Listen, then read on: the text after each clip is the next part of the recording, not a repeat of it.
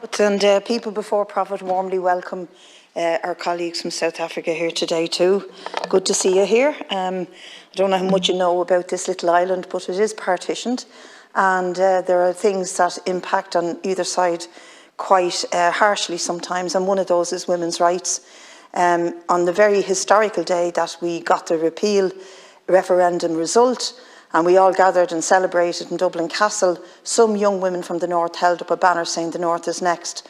But I'm afraid 5 years later, the North has gone ahead of the South in terms of its access to abortion rights, and that leaves a lot to be corrected in this state, not just because it's a shared island from the point of view of women's health, or should be, but also because clearly the recent review by Dr. Mario O'Shea shows some really gaping holes in the legislation here for women's health, reproductive health. So I want to ask you about that, Minister, and Taoiseach, and if you would comment on the need for a real shared island in terms of people's lived life experience and access to healthcare, and women's in this case.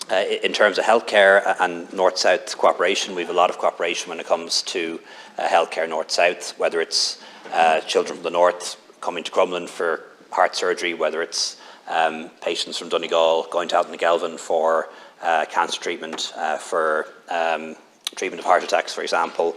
The abortion laws in Northern Ireland and the Republic of Ireland are different.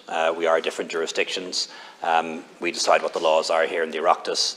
Stormont, when it's working, decides what the laws are in Northern Ireland. When they don't, decisions, unfortunately, are made in London.